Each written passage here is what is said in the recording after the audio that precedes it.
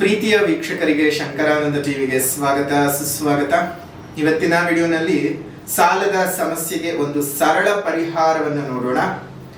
ಬಹಳಷ್ಟು ಜನರು ಪಾಪ ಕೇಳ್ತಾನೆ ಇದ್ರಿ, ಗುರುಗಳೇ ಸಾಲ ಮಾಡ್ಕೊಂಡಿದ್ದೀವಿ, ತೀರಿಸ್ಕೊಳ್ಳೋಕ್ ಸಾಧ್ಯ ಆಗ್ತಾ ಇಲ್ಲ, ಸಾಲ ಅನ್ನುವಂತಹ ಶೂಲ ನಮ್ಮನ್ನ ತುಂಬಾ ತಿಂಡಾಡಿಸ್ತಿದೆ, ಏನ್ ಮಾಡ್ಬೇಕು ಅಂತ.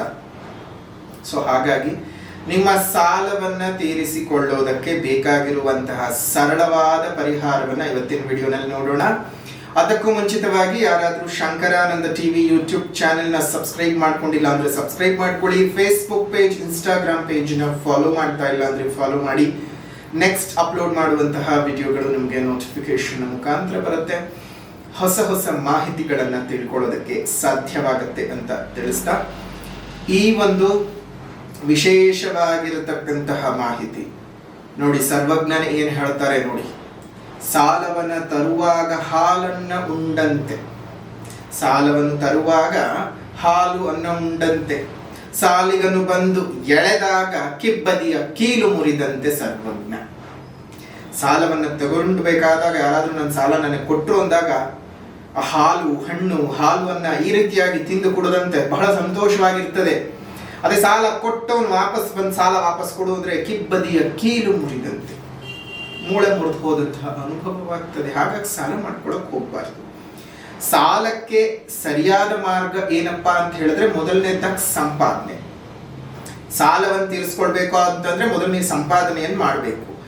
ಮಾಡಿದ ಸಂಪಾದನೆಯೂ ಸಹ ನಿಮಗೆ ಒಂದ್ ರೀತಿಯಾಗಿ ಸಾಕಾಗದೆ ಈ ಸಾಲಗಳಲ್ಲಿ ತುಂಬಾ ಮುಳುಗಿ ಹೋಗ್ತಾ ಇದ್ದೀನಿ, 10,000 ರೂಪಾಯಿ ಸಾಲ ಮಾಡಿದ್ದೀನಿ ಆದ್ರೆ 30,000 ರೂಪಾಯಿ ಬಡ್ಡಿನೇ ಕಟ್ಬಿಟ್ಟಿದ್ದೀನಿ ಗುರುಗಳೇ, ಈ ಸಾಲ ಬಡ್ಡಿಗಳು ಒಂದಕ್ಕೊಂದು ತಾಳೆನೇ ಆಗ್ತಾ ಇಲ್ಲ, ಅಸಲಿಗಿಂತ ಬಡ್ಡಿನೇ ಜಾಸ್ತಿ ಕಟ್ಟಿದ್ರು ನಾನು ಅವರಿಂದ ಬಿಡಿಸ್ಕೊಳ್ಳೋದಕ್ಕೆ ಸಾಧ್ಯವಾಗ್ತಾ ಇಲ್ಲ ಗುರುಗಳೇ ಅಂತ ತುಂಬಾ ಜನ ಕೇಳಿದ್ರಿ.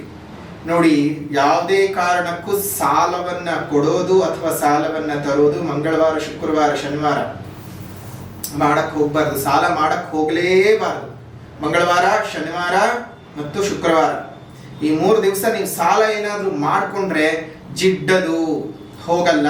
ಈ ಹಲಸಿನ ಹಣ್ಣನ್ನ ಕಟ್ ಮಾಡ್ಬೇಕಾದಾಗ ಅದ್ರಲ್ಲಿ ಬರುವಂತ ಜಿಡ್ಡು ಕೈಗೆ ಅಂಟ್ಕೋಬಾರ್ದು ಅಂತ ಹೇಗೆ ಎಣ್ಣೆ ಹಚ್ಕೊಂತೀವಿ ಗೊತ್ತಾ, ಆ ರೀತಿಯಾಗಿ ನೀವು ಎಣ್ಣೆ ಹಚ್ಕೋಬೇಕಾಗತ್ತೆ ಸಾಲ ಮಾಡ್ಬೇಕಾದಾಗ.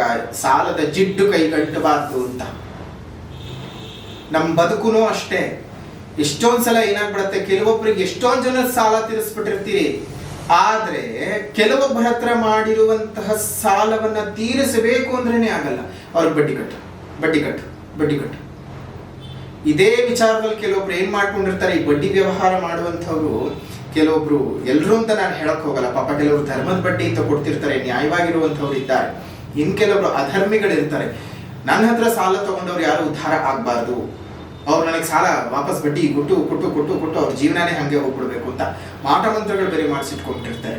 ಕೆಲವೊಬ್ಬರ ಹತ್ರ ಗಮನಿಸಿ, ನೀವು ಸಾಲವನ್ನ ಮಾಡ್ಕೊಳ್ಬೇಕಾದಾಗ ಕೆಲವೊಬ್ಬರ ಹತ್ರ ಸಾಲ ಬೇಗ ತೀರುತ್ತೆ, ಮತ್ತೆ ಕೆಲವೊಬ್ಬರ ಹತ್ರ ನೀವು ಸಾಲ ತಗೊಂಡು ಬಂದು ಏನ್ ಇದ್ ಮಾಡ್ಕೊಂಡಿದ್ರೆ ನಿಮ್ಗೆ ಚೆನ್ನಾಗಿ ಅಭಿವೃದ್ಧಿ ಆಗತ್ತೆ, ಬಹಳ ಚೆನ್ನಾಗಿ ಅಭಿವೃದ್ಧಿ ಆಗುತ್ತೆ.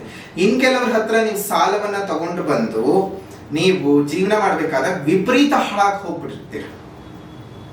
ಸೊ ಒಟ್ಟಾರೆಯಾಗಿ ನಾವು ಗಮನಿಸಬೇಕಾಗಿರೋ ಅಂಶನಾದ್ರೂ ಏನಪ್ಪಾ ಅಂತ ಹೇಳಿದ್ರೆ, ಈ ಕೆಲವೊಂದು ಸಮಯಗಳಲ್ಲಿ ನಾವು ಕೆಲವೊಬ್ಬರಿಂದ ನಾವು ಸಾಲವನ್ನ ತರಬಾರದು. ಇವಾಗ ತಂದಿದ್ದಾಗೋಯ್ತು, ಏನ್ ಮಾಡೋದು ಗುರುಗಳೇ ಅನ್ನುವಂತಹ ಪ್ರಶ್ನೆಗೆ ಉತ್ತರ, ನೀವು ತಂದು ಒಳ್ಳೆ ರೀತಿಯಲ್ಲಿ ಸಂಪಾದನೆ ಮಾಡಿದ್ರು ಕೈ ಕೊಡ್ತಾ ಇಲ್ಲ ಅಂತ ಹೇಳಿದ್ರೆ ಈ ಸಣ್ಣ ಪರಿಹಾರವನ್ನು ಮಾಡ್ಕೋಬೇಕು. ಶನಿವಾರದ ದಿವಸ ಸಾಲವನ್ನು ತೀರಿಸಬೇಕು ಮತ್ತು ಸ್ವಾತಿ ನಕ್ಷತ್ರ ಬಂದಾಗ ಸಾಲವನ್ನು ತೀರಿಸಬೇಕು.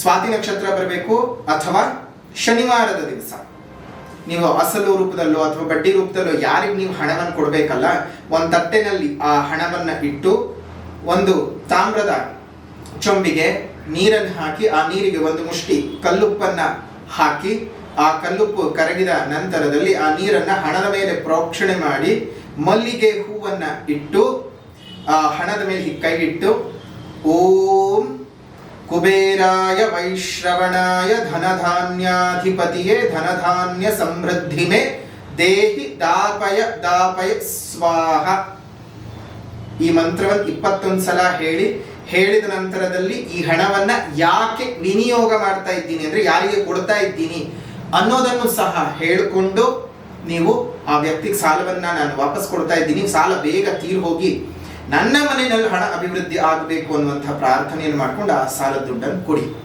ಜಿಡ್ಡು ಬೇಗ ಕರಗತ್ತೆ, ನಿಮ್ಮ ಬದುಕಿಗೂ ಸಹ ಅತ್ಯುತ್ತಮವಾದಂತಹ ಯೋಗ ಫಲಗಳು ಉಂಟಾಗತ್ತೆ. ಸಾಲದ ಸಮಸ್ಯೆಯಿಂದ ನೀವು ಆಚೆ ಬರೋದಕ್ಕೆ ಸಾಧ್ಯವಾಗುತ್ತೆ. ಈ ಸಣ್ಣ ಪರಿಹಾರವನ್ನ ಮಾಡ್ಕೊಳ್ಳೋದ್ರಿಂದ ಬದುಕು ಸಹ ಏಳಿಗೆ ಆಗತ್ತೆ ಅಂತ ಹೇಳ್ತಾ ಈ ಸಾಲದ ವಿಡಿಯೋವನ್ನ ಇಲ್ಲಿ ಮುಕ್ತಾಯ ಮಾಡೋಣ. ನಿಮಗೇನಾದ್ರೂ ಇನ್ನಷ್ಟು ಮಾಹಿತಿಗಳು ಬೇರೆ ಬೇರೆ ವಿಚಾರಗಳಲ್ಲಿ ಬೇಕು ಅಂತ ಹೇಳಿದ್ರು ಕಮೆಂಟ್ ಮಾಡಿ, ಆ ವಿಚಾರಗಳ ಬಗ್ಗೆಯೂ ಸಹ ವಿಡಿಯೋವನ್ನ ಮಾಡಿ ಮುಂದಿನ ದಿನಮಾನಗಳಲ್ಲಿ ಅಪ್ಲೋಡ್ ಮಾಡುವಂತಹ ಕೆಲಸವನ್ನು ಮಾಡಿಸ್ತೇವೆ. ತಮ್ಮೆಲ್ಲರಿಗೂ ಸಹ ಶುಭವಾಗ್ಲಿ, ಮಂಗಳವಾಗ್ಲಿ. ಇದಾಗಿತ್ತು ಸಾಲದ ಸಮಸ್ಯೆಗೆ ಪರಿಹಾರದ ವಿಡಿಯೋ. ಮುಂದಿನ ವಿಡಿಯೋದೊಂದಿಗೆ ಮತ್ತೆ ಭೇಟಿಯಾಗೋಣ. ಅಲ್ಲಿವರೆಗೂ ನಮಸ್ಕಾರ. ಲೋಕ ಸಮಸ್ತ ಸುಖಿನೋ ಭವಂತು, ಸಕಲ ಸನ್ಮಂಗಳಾನಿ ಭವಂತು, ಸರ್ವೇ ಜನಾಃ ಸುಖಿನೋ ಭವಂತು, ಸಮಸ್ತ ಸನ್ಮಂಗಳಾನಿ ಭವಂತು.